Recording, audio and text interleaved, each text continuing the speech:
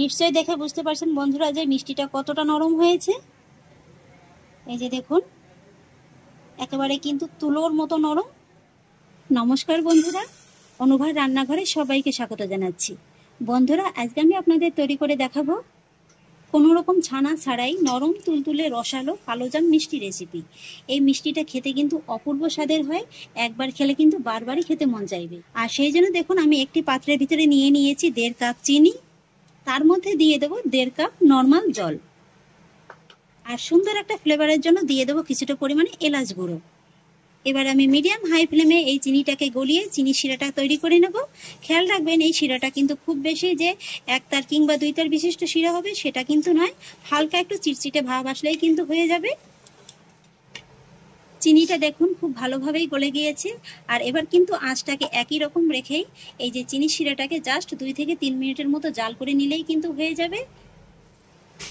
এই শিরাটা কিন্তু একটু পাতলা ধরনেরই হবে, তবে আপনারা যদি মিষ্টির পরিমাণটা আরেকটু কম খেতে চান তাহলে এখানে জলের পরিমাণটা আরও 2 থেকে 3 টেবিল চামচের মতো বেশি দিয়ে দেবেন, তাহলে কিন্তু শিরাটা আরেকটু পাতলা হবে। এখানে বন্ধুরা আমার চিনি শিরাটা কিন্তু একদম রেডি হয়ে গেছে, আপনাদের একটু দেখিয়ে দিচ্ছি। এই যে দেখুন, হাতে নিলে কিন্তু হালকা একটু চিটচিটে ভাব আসবে, ঠিক এইভাবেই কিন্তু চিনি শিরাটাকে রেডি করে নিতে হবে। এবার গ্যাসের ফ্লেমটাকে অফ করে দেব, আর তারপরে শিরাটাকে ঢাকা চাপা দিয়ে একটা সাইডে সরিয়ে রাখবো। আর এবার আমি মিষ্টি তৈরির জন্য মিষ্টির ডোটি রেডি করে নেব, আর সেই জন্য বড় একটি জায়গা নিয়ে নিয়েছি। জায়গার ভিতরে নিয়ে নেব 1/2 কাপ ময়দা। আপনারা এখানে ময়দার পরিবর্তে কিন্তু আটাও ব্যবহার করতে পারেন।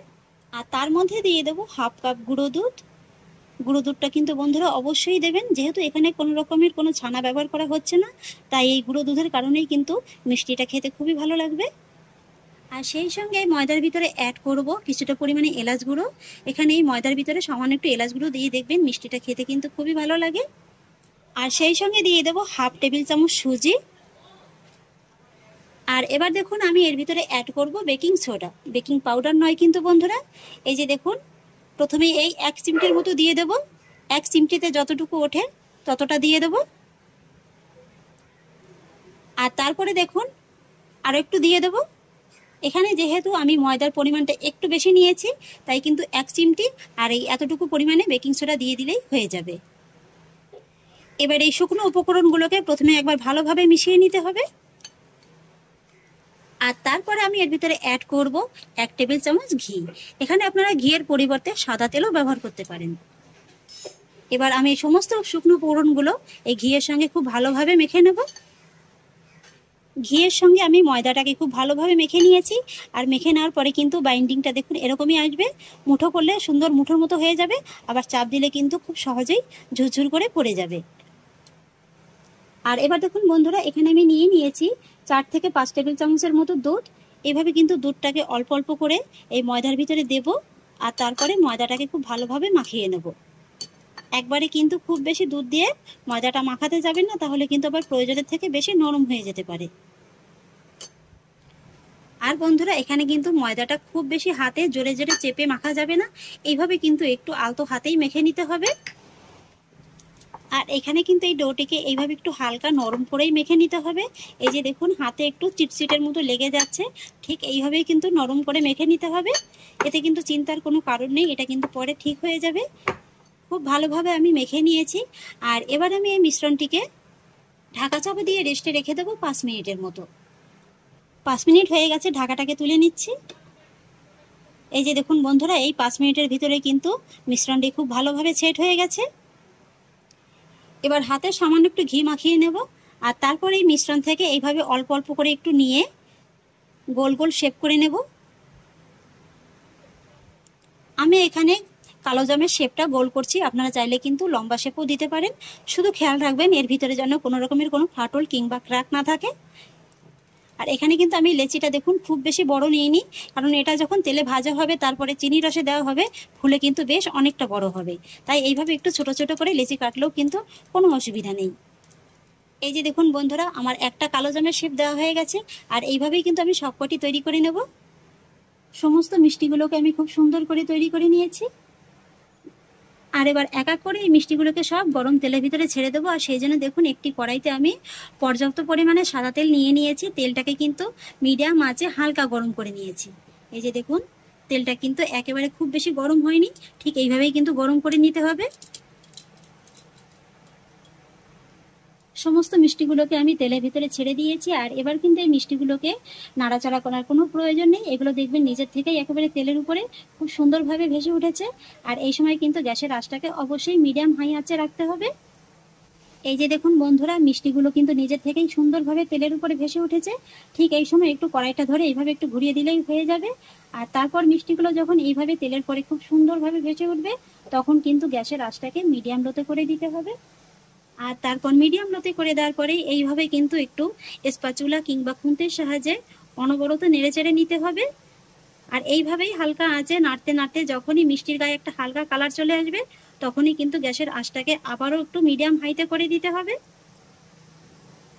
তবে এই সময় কিন্তু নাড়ানোটা একদম বন্ধ রাখা যাবে না, তাহলে কি হবে, মিষ্টিটা কিন্তু সব দিকে একেবারে সমান কালার চলে আসবে। এই যে দেখুন বন্ধুরা, মিষ্টিগুলোর গায়ে কিন্তু সুন্দর একটা হালকা সোনালী বর্ণ ধরে এসছে। এই সময় কিন্তু গ্যাসের আঁচটাকে আবার একটু বাড়িয়ে দিতে হবে। আর তারপর কিন্তু এইভাবেই অনবরত নেড়েচেড়ে মিষ্টিগুলোকে আরেকটু ডিপ করে ভেজে নিতে হবে। যেহেতু আমি কালোজাম মিষ্টি বানাবো, তাই মিষ্টির রংটা কিন্তু একটু ডিপ হবে। তবে এই সময় কিন্তু এই গ্যাসের কাছের থেকেই মিষ্টিগুলোকে অনবরত নেড়েচেড়ে ভেজে নিতে হবে। এবার দেখুন বন্ধুরা, মিষ্টিগুলোর গায়ে কিন্তু গোলাপ জামুনের কালারটা চলে এসছে।